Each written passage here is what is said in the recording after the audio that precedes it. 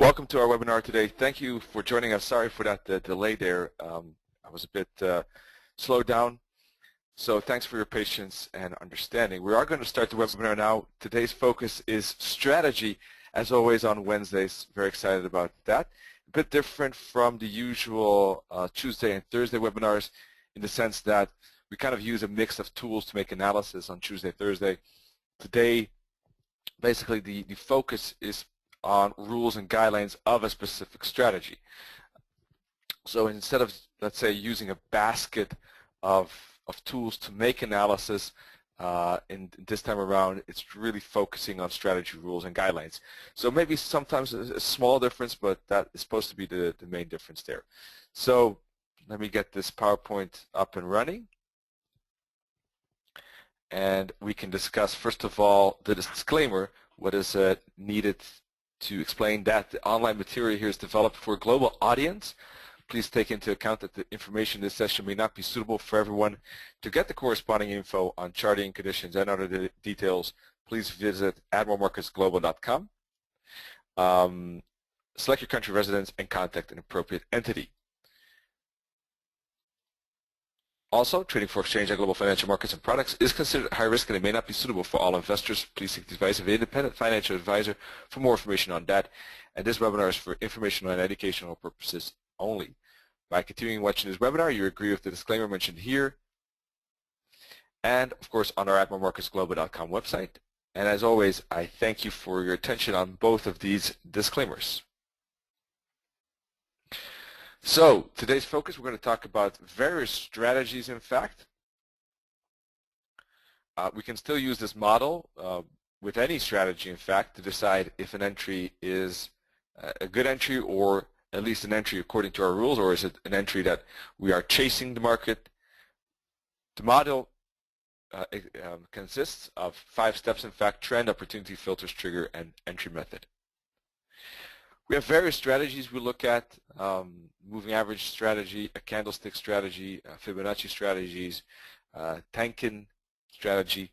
So, normally speaking, I start out with one and we move on from there. This time around, maybe I'll leave it up to you. What would you like to look at today? So that question is for you. In the meantime, though, until I get an answer from you, I'll just start with the moving average strategy.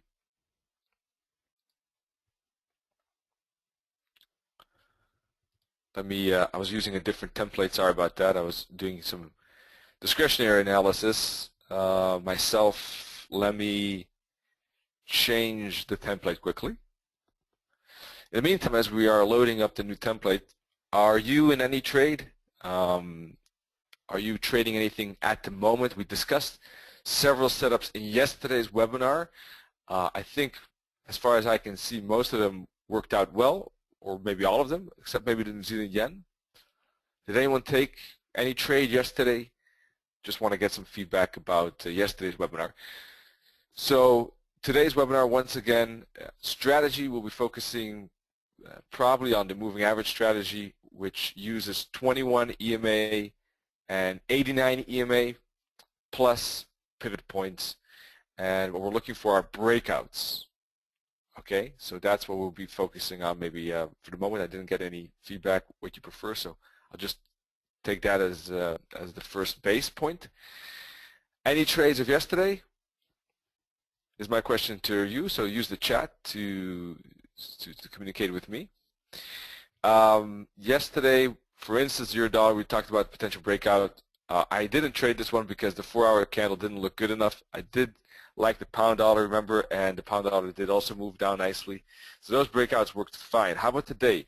Well, we, for instance, on the $0 had a strong move and another follow-through through Asian session today, but we have, in the meantime, some divergence on the 50-minute chart. So, yes, the moving averages are bearish. Price is under moving averages. Price is knocking at the L3, so everything looks good for a breakout follow-through. But because of the fact that we already have divergence, because of the fact that price has already made a pretty sustainable big fall, a big fall in the last 2 days or so, I would be a bit careful with shorting now right in front of also a psychological 133 level. So no, the euro-dollar short is out of the question. With the moving average strategy, basically it's a trending breakout strategy, so we're looking to trade a breakout with the trend direction. Obviously the trend direction is down at the moment, so trading it to the upside is therefore out of the question with this particular strategy. What does that mean? That we're going to move on to a new pair. The euro-dollar is in a downtrend, so we're looking for down short trades. However, with divergence in play on the 15, with the fact that 133 round number is right in front of us, I don't think that a breakout trade for the euro-dollar makes sense today. We can take a quick look on the hourly chart to see what's going on that chart. You can see that was the fall yesterday of the breakout right in here, from 133.50 down to 133. And let's see, this week started somewhere up in here, so it's been all downside ever since. All right, so some big falls the entire week. Now, by the way, I forgot one thing, by the way. Let's take a quick look at the calendar, because we have pound news. Today we have the pound meeting minutes, and we have also dollar meeting minutes, by the way. So that is, let's see, in 1 hour 33 minutes from now, 32 minutes from now, and later in the New York afternoon we have the FOMC meeting minutes. Obviously those are big news events. Let's see, what else do we have? Nothing very spectacular. It's primarily the meeting minutes that are going to rock the market probably this morning. So the hourly, you can see we had a kind of a swing trade set up as well from maybe this breakout of this orange line or this orange line. If you're in that trade, I would probably move the stop loss just above these tops, or even take profit right in here, partially take profit right in here, in fact, at this current level, 133.07, right here, right now. Because we have a weekly S2 at 133, another reason why we could see a potential bounce. And this bounce could be shallow, this bounce could be deep. This bounce could bounce all the way back to 133.50. We don't know. That's the thing. This is a bouncing spot. We just don't know how big the bounce will be. You know, if we get a bounce is also a question, but there is a good chance we get a bounce. So if you're in that swing trade from earlier this week, I would at least take some profit at this spot. 4-hour chart, let's take a look at what's happening on the 4-hour chart. If you're taking a 4-hour chart view and you took the breakout of 133.50, then we really don't have any 4-hour top. You know, that changes things. We don't have any 4-hour top, so in that regard, you know, not moving the stop loss, keeping it here actually still makes sense. You see, that's the difference between those two time frames. 1-hour chart, you basically got a good move, time to grab some profit, I would say. The 4-hour chart, we had one fall here, but what could happen is a pullback for more downside. And we don't have any new 4-hour top anywhere in here that we can hide a stop loss. So that's a bit of a different perspective. Whereas the 1-hour chart, we're out of, out of risk into profit. 50-minute charts, we already had successful breakouts also completed. 4-hour chart, you can see if you took a 4-hour breakout, it just takes more time to develop. It will take more time for the trade to move into a break-even situation. On a 4-hour chart, we're looking probably to aim at the monthly S2. All right. All of these are breakout trades to the downside. Why? Because the moving averages are all aligned here bearishly. So it's that simple. The daily chart, actually, we just had a breakout of these bottoms, didn't we? With a breakout candle, pretty strong breakout candle of these bottoms. So here too, the breakout just occurred, in fact. So there is probably a good chance that if we make a retracement, we'll see some follow through on this euro dollar. The only disadvantage of the follow through to the downside is maybe the oscillator, but all right. So we looked at the euro dollar from multiple time frames. Let's take a look at the pound dollar now, 50-minute chart. Let me get rid of these fibs. Those were from yesterday.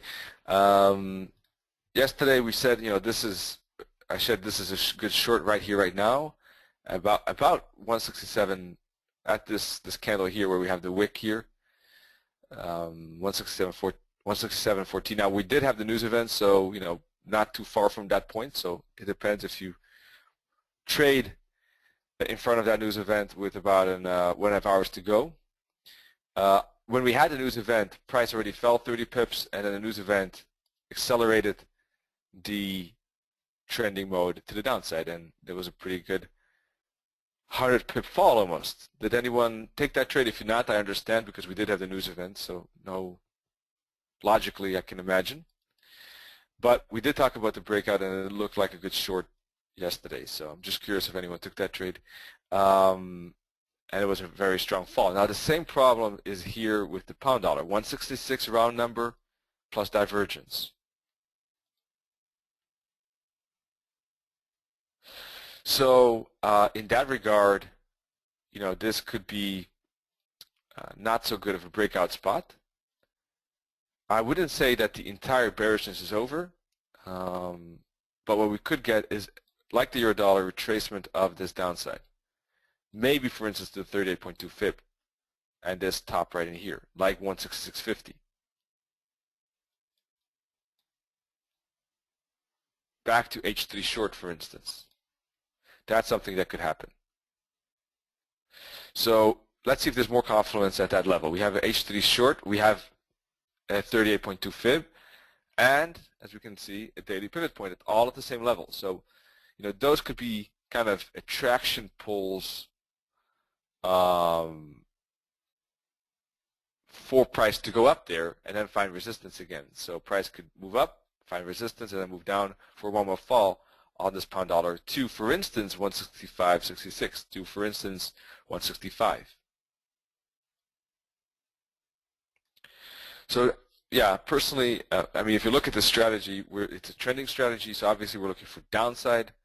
But same like the euro dollar, we are in a bouncing spot with 166 and divergence on the 50-minute chart. So like the euro dollar, I'd rather be cautious and sit on the sidelines for the moment.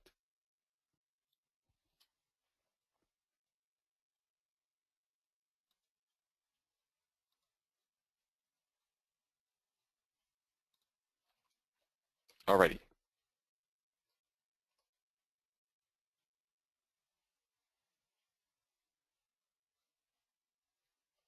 One second, folks.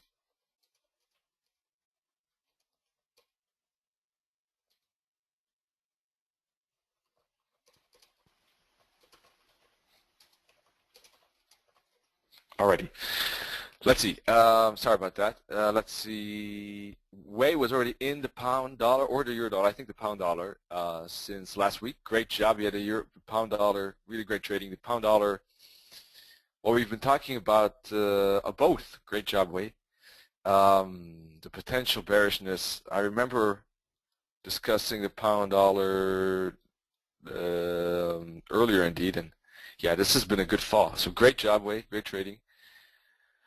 I remember specifically talking about shorts, taking shorts here on that spike up and this spike up at 171, 170.40. After that, it becomes a bit not sure anymore exactly, but anyhow. Yeah, it was all the way up there indeed, because I remember very clearly that this spike was for me the killer of that upside, and the kind of the clear for me that any upside will probably see rejection. So these were good rejections, I thought. And it's been lasting ever since, indeed. Let's see how long it can last still. But I think there's still some space for one or two pushes more. If I look at the wave count, at least, obviously we never know exactly how far a trend can last, but I think there's a decent chance of some more downside. Now that we've clearly broken 166.90 level, I think there's a decent chance. Euro dollar, Bjorn is saying the monthly chart could look ugly. The monthly chart is an interesting one, in fact. I don't want to zoom out to the monthly all too often because I'm just scared I'll bore the death to to the most of you. Plus, it doesn't change that much, but occasionally it's interesting to look at it. And what we see here is an interesting situation. Many traders, many wave analysts see this as an A and this as a B. And the B is a triangle with an A, B, C, D, and this as an E. E to complete, once again, a B of a bigger A, B, C. If that were indeed to be true, we could expect a very impulsive C, a C that really goes very far. How far? It's difficult to imagine maybe at the moment, but if that analysis were to be true, the C would probably go to minus 272 target of this first fall. That's at 113. If it extends and goes further, it can go even to parity, minus 618 target, right at 100. If we take the leg A and go to the bottom of the leg A, it's about 3,700 pips, roughly speaking. If we subtract 3,700 from this top, which probably is the conservative top, we get 114, which is the minus 272 target. If we subtract it from the E top, which I think is probably the correct way of doing it, then, how much did I say? 3,700, right? I said. Yeah. Then we're looking at parity. So 113 and parity are the main targets in my opinion. Way's even saying 0.8. So let's take a look at extension. Maybe let's use a different fib. Expansion fib here. And let's do like this. And we can see that, yeah, the 1618, right, is all the way at 0.8 indeed. Now, often enough, A equals C. A equals C. Now, you might think that you're in a math class at the moment, but this is technical analysis. Often enough, corrections of A are equal to C, but sometimes the second most often, distance you see with an ABC correction is indeed the 1618 that Wei is talking about. So that would be a major fall. Of course, that would be, that will be tremendous dollar strength. For the moment, I would say let's, maybe more conservative target will be 1-to-1, which is that parity that we were talking about, right? The minus 618 target.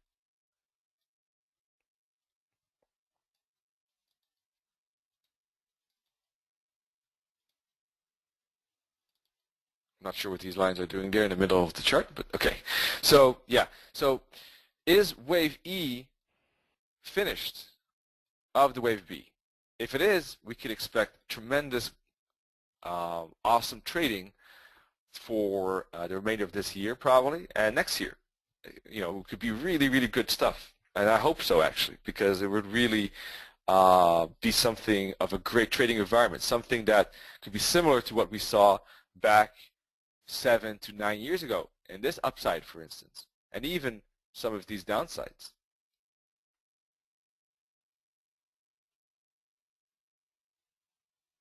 So that could be very interesting. Now, will that happen? That's always the question. Obviously, there's a good chance it could be. Do we know for sure? No. Really, we don't know for sure until this thing really starts falling. And all we can do at this moment is make an educated guess. And there are good things that could show that we are in that fall when looking at the weekly, monthly and weekly chart. What are those things? Those things are, for instance, a break of this trend line. Are, for instance, a rising wedge formation. a rising wedge formation that has lasted pretty long. We're talking about 2 years, which is the longest part of any of these triangle legs. Looking at A, looking at B, looking at C, and then looking at D, which is longer. If you look at the triangle legs, they become longer and longer. A was fast, B was fast, C was a bit longer, D was a bit longer, and E is the longest, which makes sense. Normally speaking, a contracting triangle has that effect. Sometimes you have the opposite, where it starts out slow and gets faster, but this is one where it starts out faster and gets slower. That is more typical. So that makes sense. The time factor makes sense. We've been in a consolidation now for 6 years. So a breakout, one point or another, if it's not fall this year, then maybe next year. By coincidence, and this is of course a bit lucky, I did think at the beginning of this year that maybe in the second part of 2014 we could see that breakout. It would be quite funny if that were indeed to happen. It would be a pretty funny guess. Let's see if that is so. But time factor I think makes sense. The rising wedge plus the trendline break are other things. The fact that price has broken this support level, another factor. The fact that sorry about that. Hang on, let me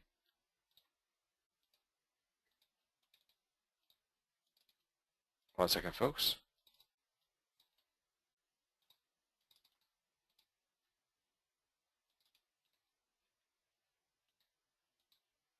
All right, back to the monthly. The fact that we have, for instance, what else did I want to say? Yeah, fib. If you look at the swing high, swing low, this is the C point and this is the A point, right? In a contracting triangle, the C cannot break above the A, which it didn't. The B can break the bottom here. So now sometimes you see a contracting triangle where the B doesn't break the bottom. In this case, it is possible. So just in case you're wondering, hey, how about the B is breaking the bottom? Yes, those are possible if you have those contracting triangles. The most important is that D doesn't break B, which it didn't. E obviously cannot go above C. So the ultimate point where price cannot break above, otherwise this contracting triangle is out of play, is all the way up at 149.40, which really doesn't help us much. But the fib of the C to D could. And if we put that fib on, we see that the price stopped roughly at the 61.8, another factor. Other than that, what do we see? We see divergence on the weekly chart between, when we look at the E, we're looking now at the E leg, right, of B, remember. If we look at the E part, we see a potential three-wave correction, like a WXY, which could complete that E, another factor that helps. We have divergence between W and Y. Look at this, very clear and strong divergence between those tops.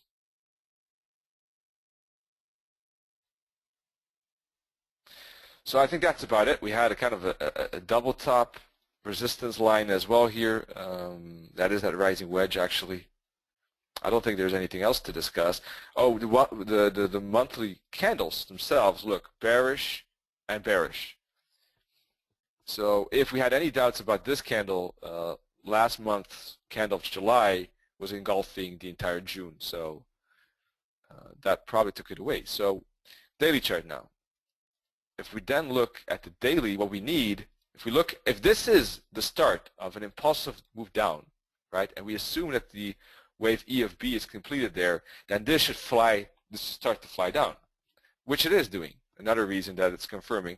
If we look at the internal part of that flying down, this could be 1, 2, and this is a wave 3. If this is a wave 3, however, it really will have to start to gain momentum.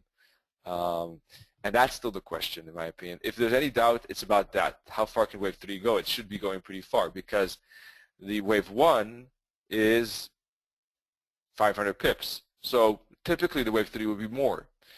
The wave 2 stopped at 137. So what we expect is probably 132 or lower. So 133 bouncing spot is just, as I said, probably a bouncing spot, but nothing more. I would expect more downside after that.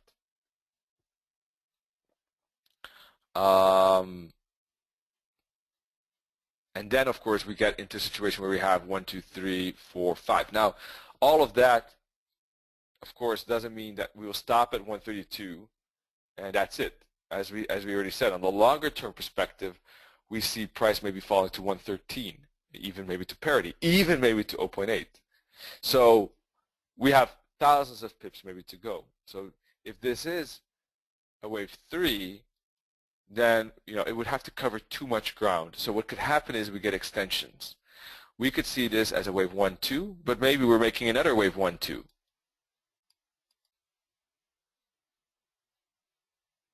All right, before we really get the bigger wave 3. So really, for us to know whether this is, not the bearish doom scenario for bulls, as Wei is saying, would your analysis scare the bulls to death? Wei is saying, a price would really have to break above 137, or make substantial higher highs and higher lows, of course, for us to reanalyze and revisit whether indeed this is not the completion of E of B. And this is just an ABC correction, for instance, which still theoretically could happen. Why? Well, because this has moved down 500 pips, and we are far from exceeding anything of that. So we don't know for sure yet, but it does look like a lot of evidence for it. So thanks for sticking to this, sticking around with this longer than usual analysis, which I try to avoid on strategy webinars. Sorry for that. Wei is saying that it's quite a scary thought. It is, isn't it? If something like that were to pan out,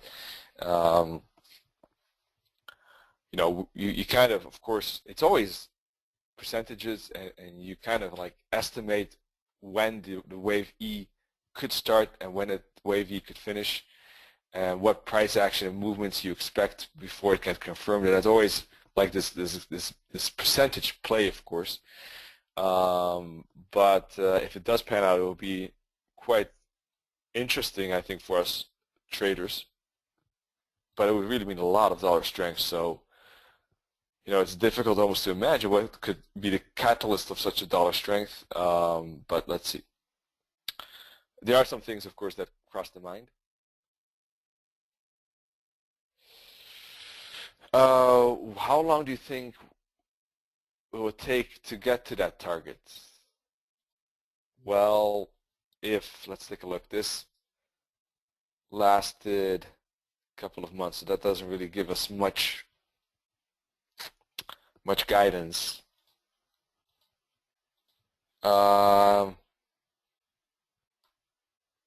Yeah, probably 2 years is a good estimate, I would say, indeed. 1.5 years, maybe. Let's see how long this trend lasted. 29 months, which is, yeah, just about 2.5 years. How about this one? 3 years.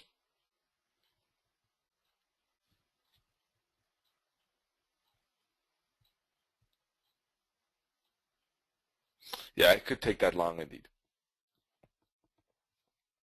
Always difficult, the timing part of it. Wei is happy about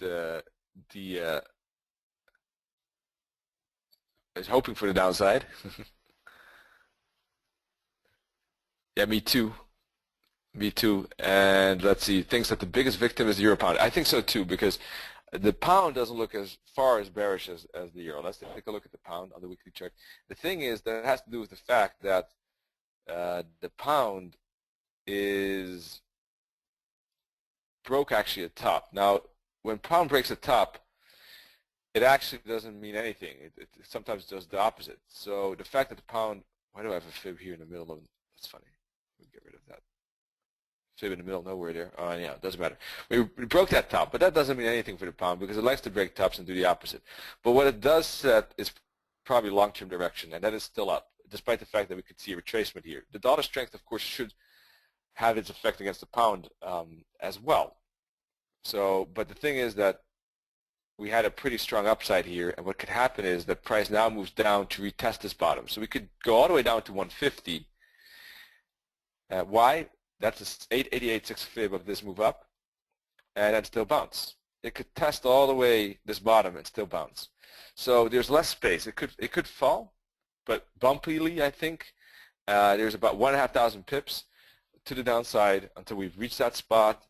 With the euro dollar maybe having 2,000 or 3,000 downside potential, or maybe even a scary 5,000, difficult sometimes to imagine, then obviously the euro pound would have to fall as well a lot.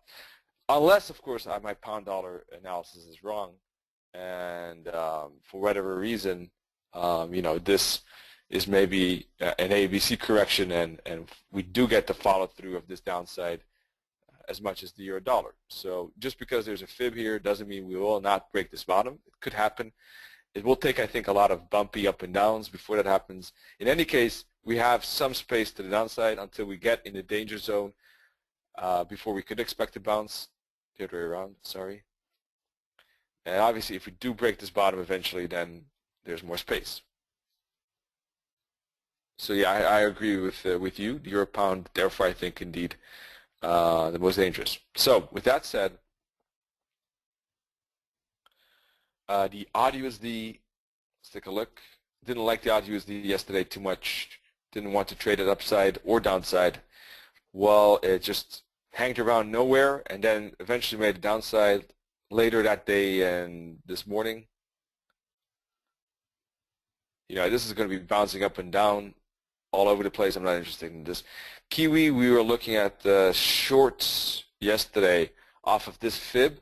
We were hoping that it would make one more retracement up to the 618 or 780.6, and that's what it did. It made a three-wave up right to the fib level we were thinking about for shorting, and we had good shorts from that 84.60 level and went down for 90 pips now at the very maximum. So hopefully some of you could capitalize on that setup and that analysis and that strategy for downside. 50-minute chart, let's take off this fib now. That was yesterday. We are actually in a breakout mode.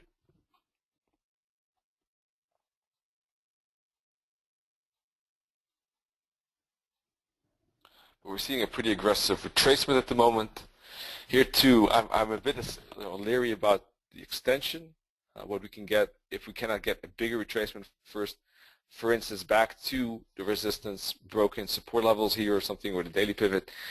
If you look at the 4-hour chart as well, we see some bounce. 4-hour chart is not closed yet though, but the hourly we do. So that's what I'm a bit worried about. However, so that's why I don't like the 50-minute chart at the moment. However, if we use the same strategy on the hourly, what I would like to see is price go back into that moving average zone, resistance zone, and then bounce away from it. That could be, again, potential for more follow-through.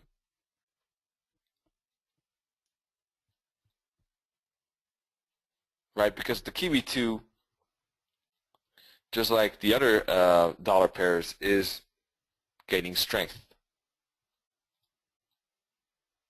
Dollar CAD, I didn't like yesterday that much, so nothing there, but here too we are seeing some dollar strength. Let's see, that was throughout the day some smaller upside, and then the acceleration last night, or New York afternoon, I should say. Let's see. Well, I'm not a big fan of this dollar CAD at the moment. Right at weekly R1. Here too would expect maybe some retracement first before follow through. That's basically the main message across all of these dollar pairs. If we cannot see some retracement, for instance, back to the daily or even weekly pivot point, maybe weekly is too far, but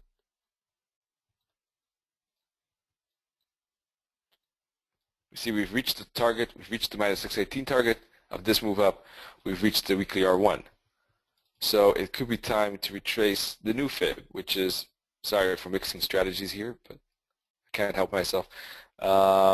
Which is maybe why we can go back to the 38.2 fib, which is also equal to the daily pivot point, just like the euro dollar there. So dollar Swiss, we are seeing a breakout. We talked about the breakout. Didn't like it too much. Not doing too bad. Dollar yen, or yeah, otherwise for a 50-minute chart, I don't think the dollar Swiss is necessarily the best currency pair to look at. Dollar yen is getting a breakout. This is something interesting. Is it going to be a successful, sustainable breakout? This breakout wasn't. We got a pretty big consolidation zone after that. This one could. This is the second breakout. This is the follow-through breakout. This breakout could be different, right? This often enough, if you see a second breakout, it's more sustainable than the first one.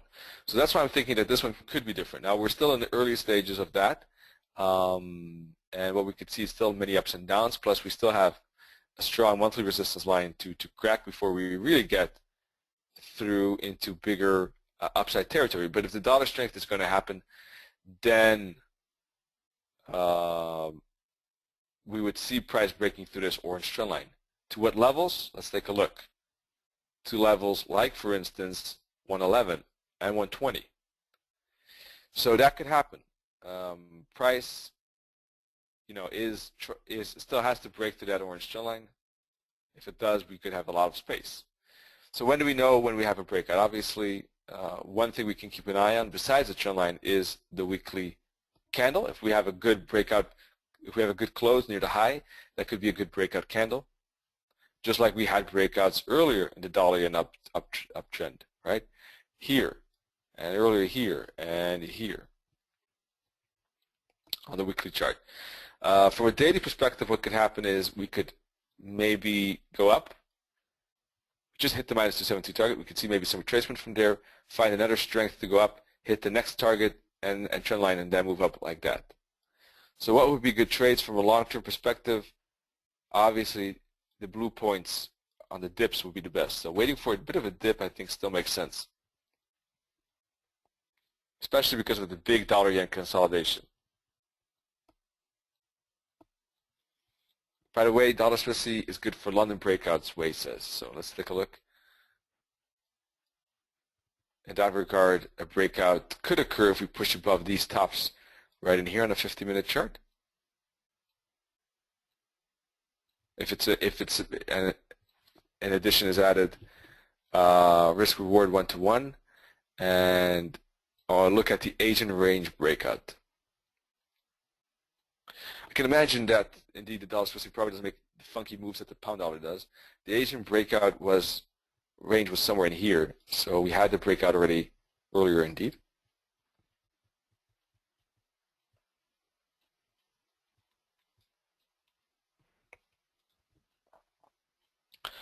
Pound dollar, we talked about the fact that it could fall. It didn't make a bigger retracement. I think I was looking for a bigger retracement. That didn't happen. It just fell, and a big fall, and we were retracing ever since.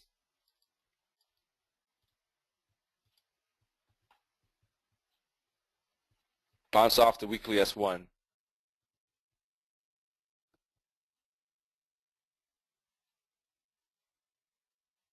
Above the daily pivot point already. Interesting.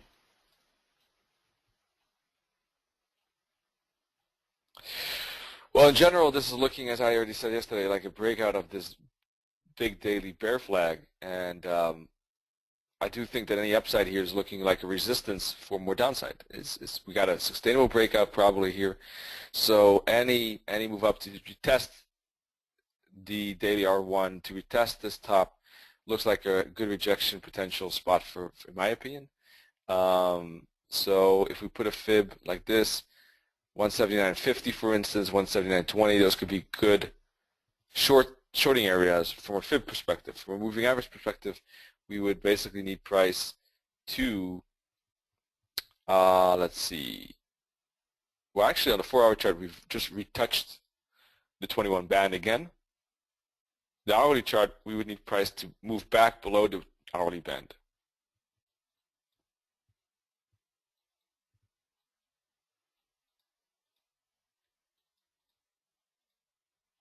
So let's see. Price could make some upside still and retrace higher as we to retest these tops and retest the tops and find resistance from higher spot, or we get the breakout. Those are the two scenarios on the pound odd. That looks like a good currency to me. Euro odd too, by the way, as well. Same scenario as the pound odd. The Euro odd didn't make the retracement yesterday either, but just kept falling. Didn't fall as much as the pound odd though. We talked about the fact that it could retest the broken trend line. It didn't do it here, but it did a bit later, earlier today in the Asian session. So what happened yesterday? It fell, then found a bounce at I'm not sure where. Anyhow, fell, bounced, and rejected again off of the broken trend line. So we could see follow through from there. Let's see. For instance, if we use our moving average strategy on the 4-hour chart, you can see price went back to retest the moving averages. If we get a close below the band, that could be a good entry with the stop loss above the 4-hour top. That's the 4-hour world. The hourly world close maybe below the 1-hour band, and the daily pivot point could be a good entry as well. It's probably similar to the 4-hour world. From a 50-minute point of view, and the moving averages, yeah, we are actually already in a breakout potential right now, I would say. We're close to it. We got good momentum. I would maybe wait just a bit more. It's still early in the game on the Euro breakout 15-minute world. What I probably would like to see is price. First, I would like to see the 21 cross the 89, so that we're back in that down momentum. If we have that, then a break of the next support level, I think probably would be a good 50-minute setup as well.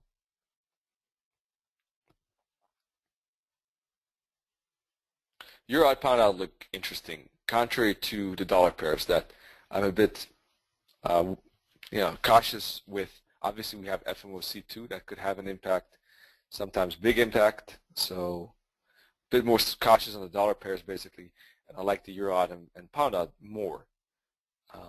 That's, I guess, the main message from a moving average point of view plus divergence point of view.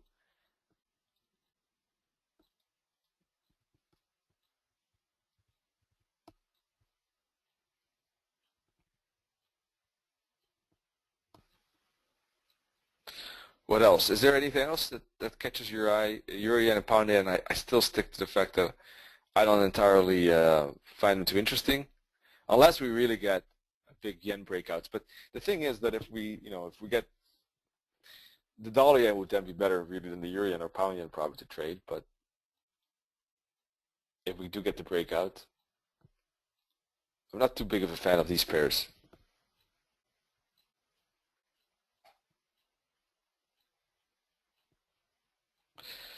Let's see. So I'm not a big fan of these yen pairs. So that's why I'm wondering if you see any particular pairs that are interesting. Maybe we could take a look at the CAD crosses as well, and the New Zealand crosses. In the meantime, I have a question from Björn. If you trade a system, how many pips per week do you think make it an okay system, or is it better to look at win-loss trades? Yeah, I think that pips per week is, it's okay to, of course, it's great to make pips, but I wouldn't necessarily judge the system on that part.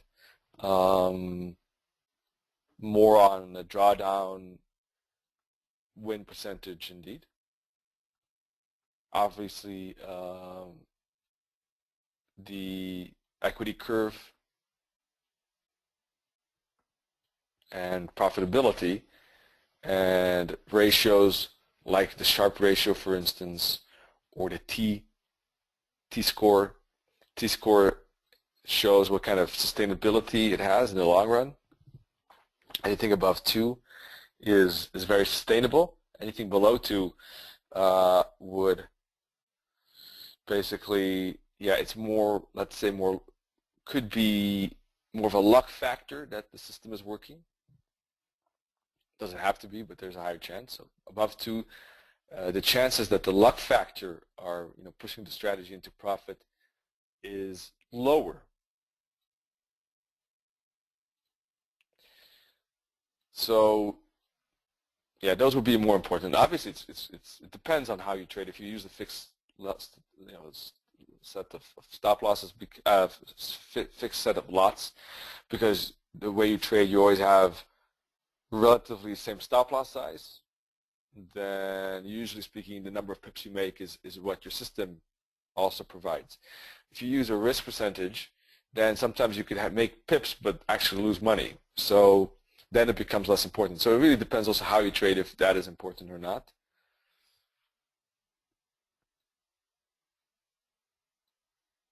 But in generally speaking, well, let's take a look. I mean, if you obviously if we see swing trades, those swing trades yesterday, all of them went for what did they went for like 50 to 100 pips. So if you catch I think one of those, I think it's nothing wrong with making 50 pips on a day. It's a good amount. Obviously, we're going to have days that are less, but on average, some people will be jumping for joy to make 20, right? So it all depends as well. Most traders are happy, first of all, to make break even.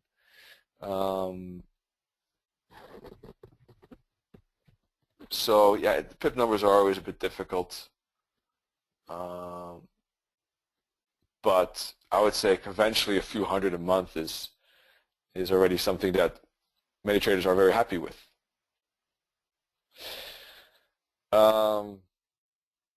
Let's see.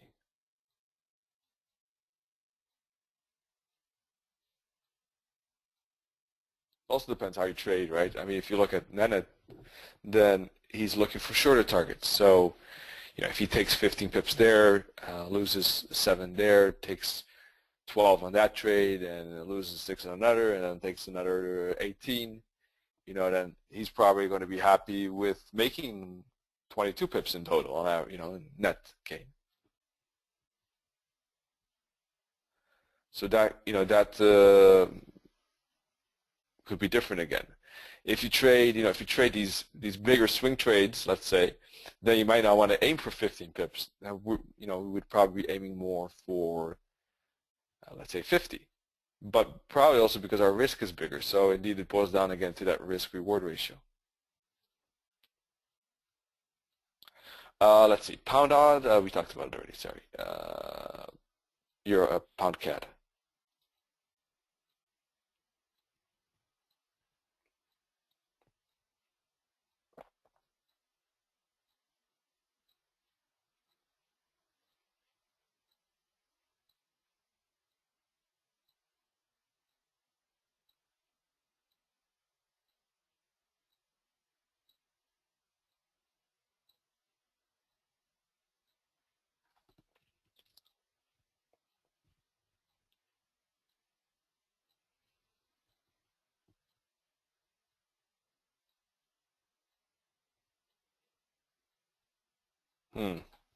Yeah, I didn't like that pound CAD yesterday that much. It did fall. It's still hanging in there kind of sideways. Does look bearish from this point of view. We are getting a break of this, so probably will be more bearish, if anything. Let me renew the template so you can see it a bit better. Break below the daily pivot point is probably the breakout trade. Still like the pound odd more though, and the euro odd. Same thing probably for the euro CAD.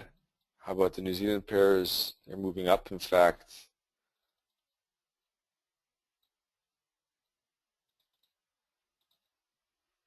New Zealand yen talked about the move up to the fib. That is a resistance spot. But the difficulty about that New Zealand yen trade, if you took it, is really what scared me is this big 1 hour candle. So most of you probably didn't make it to target, and this makes a lot of sense because that's a big scary 1 hour candle. It was probably just a retracement on the 4 hour chart, but if you see something like that, it's not a good price action signal. So, but we did get the follow through to the downside.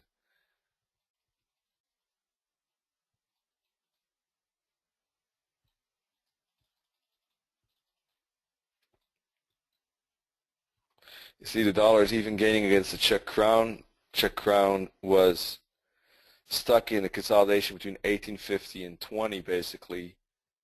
Well, for about almost 3 years.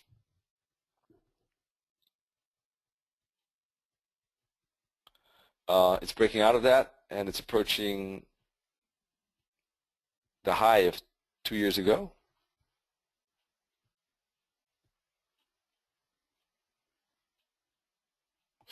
How would I trade it? Well, I don't trade it actually, but I do look at it because while I live in the Czech crown country, so that makes it more interesting for me. But travel expenses indeed, exactly. Let's see, dollar.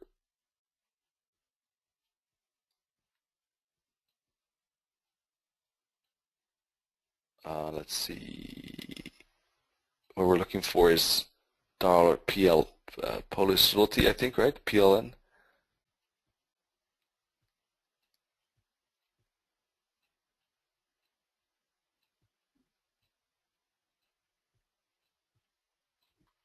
Not sure if it's here. Oh, maybe it's here. 1 second.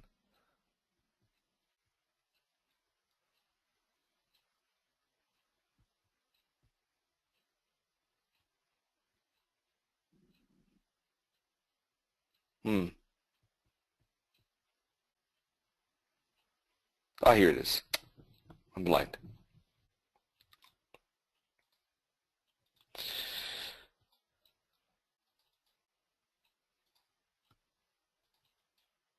Weekly chart, let's see. Also moving up. Very slow, a big slowdown, in fact, if you look at price.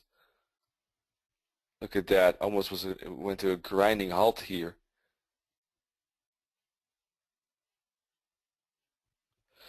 Looks like a technical breakout indeed, though, of resistance. Here too, we might have one resistance level to be aware of, though. 30.15. Same like the dollar Czech crown, but it seems like if we push to that resistance, then we could say that the gate has been opened for a good rush of dollar strength. So we see that across the board that there's still maybe some technical levels that still need to get some final confirmation, but we're getting closer and closer.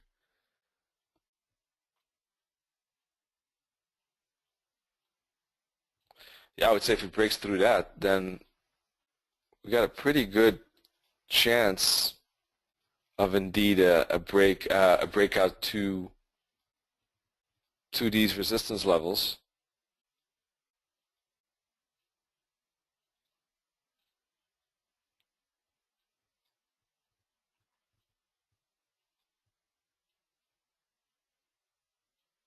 Yep.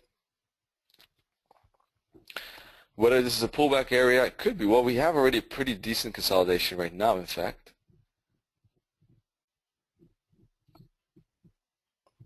I guess it's going to depend on FOMC a bit as well. Wow, euro dollar did continue down again. Wow, pushing through 133. Well, what can you do? It just wasn't in a position that I really liked the breakout trade at that point. But wow, you can see sometimes trend very strong, still pushing it through. Oh well, that's sometimes the risk when it's really trending. And you think, okay, there's divergence, there's a big number, there's probably going to be some bounce, and it doesn't, then yeah, what can you do? Sometimes you miss a breakout like that.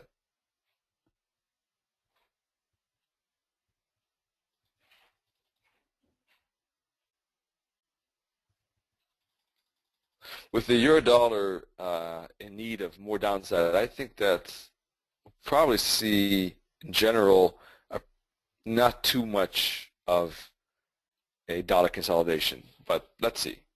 Let's see what the FOMC tonight brings us, because maybe after looking at that news event, things look 180 degrees differently. So, but for the moment, if we make any retracement, I just think it's a quick hook back for more downside.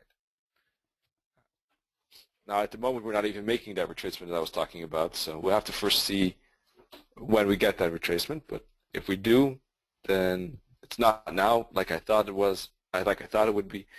But if we do eventually, then I would expect just to hook back for more downside until we get at least to 132, if not 131, for instance.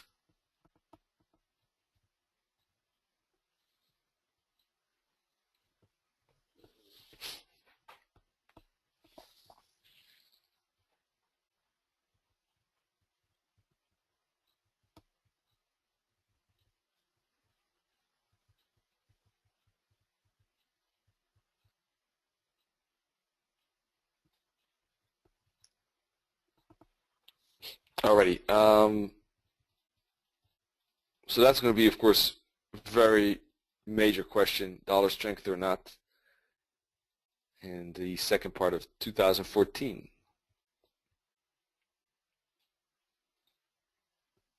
CAD Swissy, nothing. Odd CAD, nothing too choppy.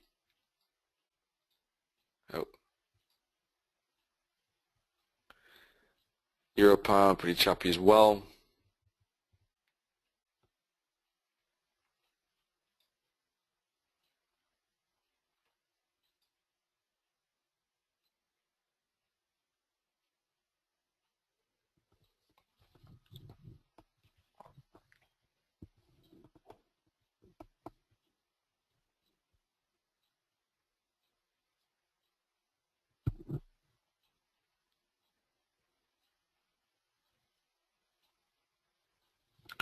Out New Zealand is also an interesting one, just because of the fact that it is pushing through this resistance level. Now we had two shooting stars, but we're pushing through those two shooting stars, in fact.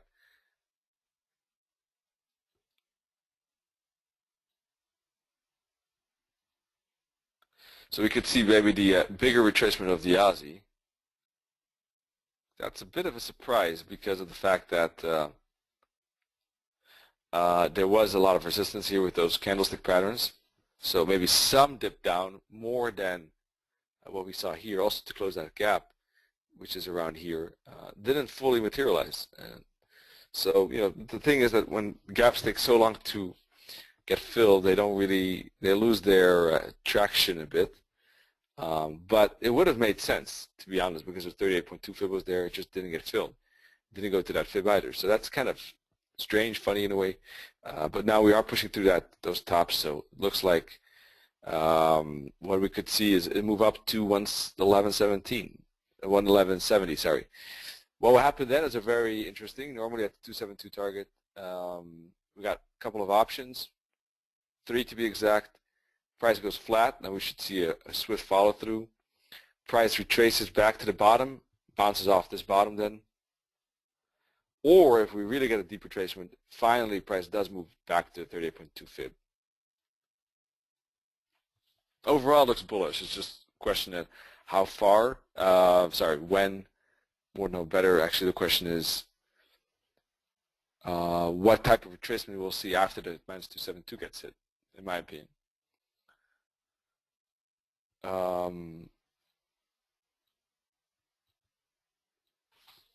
How can we trade it?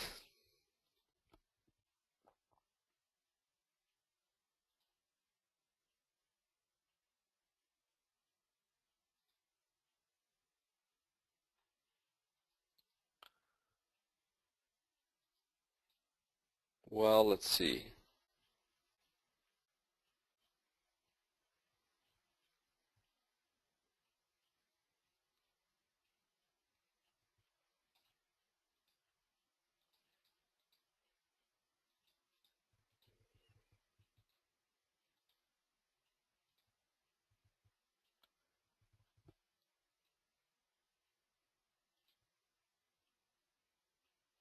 Probably now that we're breaking out to the upside, any of these fibs probably will be a potential bouncing spot. So if price gets maybe to the 618 or 788.6 fib and the daily pivot point, that could be a good bouncing spot for that move up to that 111.17.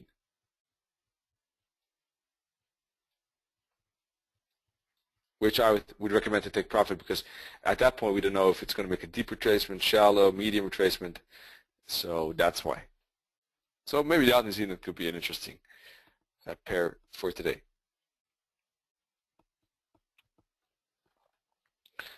Well, folks, any questions out there? Otherwise, I guess I have exhausted, I think, all the pairs I can imagine. Let's see, dollar SEK here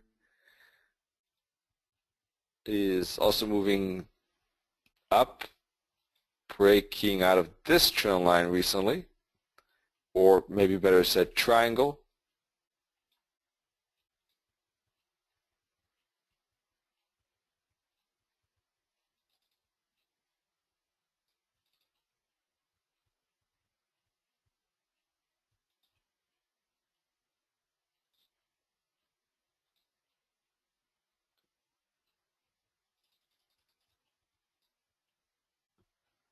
CAD moving up as well.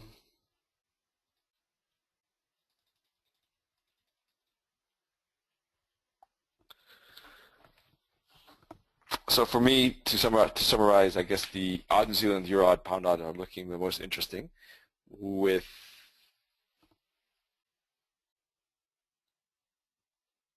dollar definitely interesting, but more probably after today at least, after FOMC for the moment.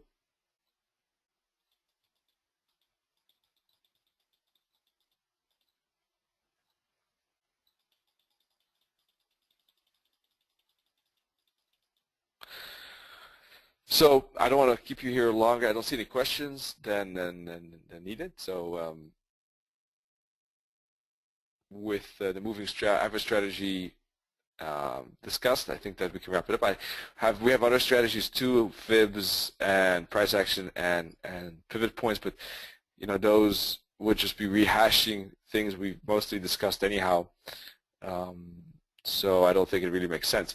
We can take a look at those next week and start with those. I just have to remind me if I forget. And we can discuss, you know, how to tackle price action at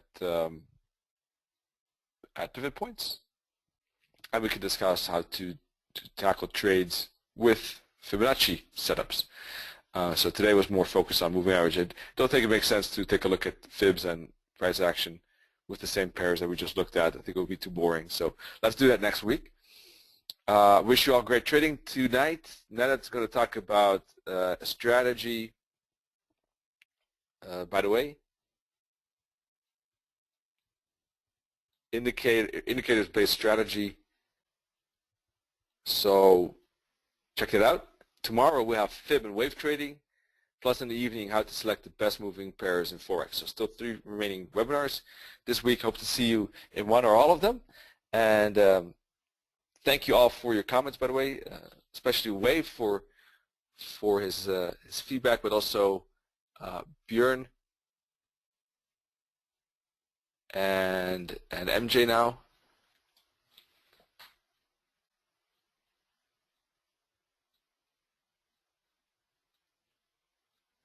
Yeah, maybe MJ indeed.